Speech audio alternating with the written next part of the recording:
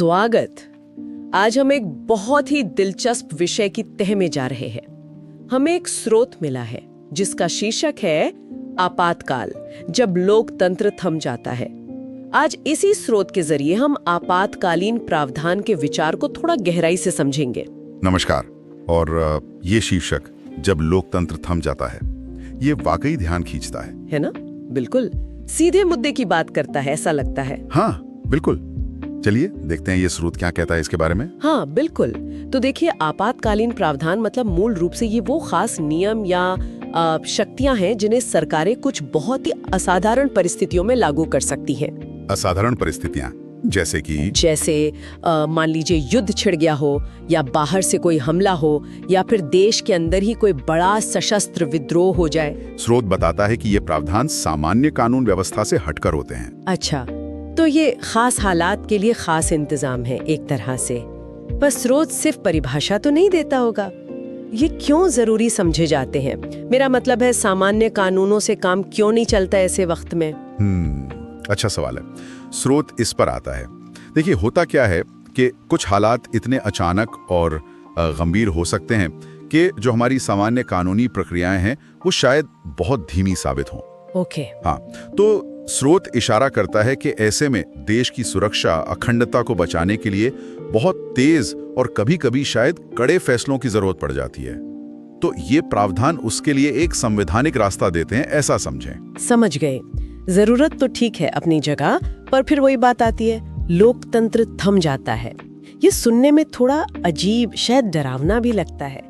स्रोत इस पहलू के बारे में क्या कहता है? मतलब असल में क्या थम जाता है? हाँ, यही सबसे अहम नुक्ता है और स्रोत इस पर काफी जोर देता है। स्रोत बताता है कि जब आपातकाल लागू होता है तो अक्सर नागरिकों के जो मौलिक अधिकार हैं, जिन्हें हम लोकतंत्र की बुनियाद मानते हैं, जैसे बोलने की आजादी हो गई या सभा करने की आजादी, हाँ, या देश में कहीं भी आने जाने की आजादी, इनको सीमित किया जा सकता है या निलंबित भी।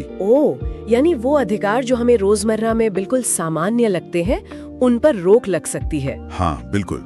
और स्रोत तो ये भी बताता है कि कुछ मामलों में सरकार बिना मुकदमा चलाए भी लोगों को हिरासत में ले सकती है। यहाँ तक कि संसद का कार्यकाल भी बढ़ाया जा सकता है, मतलब चुनाव टाले जा सकते हैं। अरे बाप रे। इसीलिए स्रोत वो वाक्यांश इस्तेमाल करता है, लोकतंत्र थम जाता है, क्योंकि जो सामान्य लोकतांत्रिक कामकाज है वो काफी हद तक रुक सा जाता है। ये तो वाकई बहुत गंभीर बात है।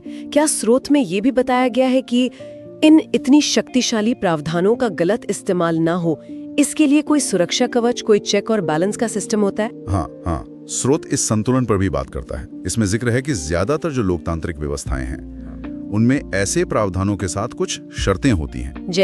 जैसे आपातकाल की घोषणा को संसद के दोनों सदनों से एक तय समय के अंदर मंजूरी लेनी पड़ती है। और स्रोत ये भी बताता है कि न्यायिक समीक्षा, मतलब अदालतों का सरकार के कामों की जांच करने का अधिकार, वो भी एक महत्वपूर्ण सुरक्षा उपाय है।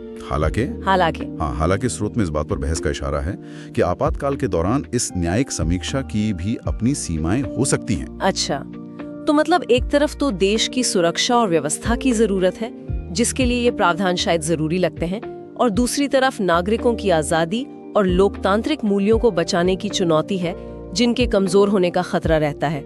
स्रोत शायद इसी कश्मकश को दिखा रहा है। बिल्कुल सही पकड़ा आपने।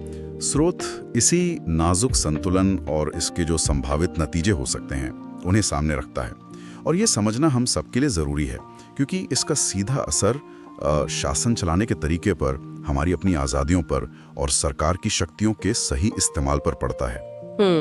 ये हमें दिखाता है कि कैसे असाधारण हालात कभी-कभी सामान्य नियमों और अधिकारों पर भारी पड़ सकते हैं। तो अगर संक्षेप में कहें, स्रोत हमें ये याद दिला रहा है कि आपातकालीन शक्तियां चाहे कितनी भी जरूरी लगें, पर उनकी एक बड़ी कीमत चुकानी पड़ सकती है, और वो कीमत है लोकतंत्र का भले ही अस्थायी तौर पर ही सही, पर थम जाना। बिल्कुल। चलिए, आज की इस गहरी पड़ताल को यहीं रोकते हैं, लेकिन जाते जाते एक सवाल मन में छोड़ जाते हैं, जो इस स्रोत को पढ़ने के बाद आता है कि अगर आपातकाल में लोकतंत्र कुछ समय के लिए थम ही जाता है, तो ये पक्का करने के लिए क्या इंतजाम होने चाहिए कि ये थमा हुआ दौर कभी स्थायी न बन जाए। सोचने वाली बात।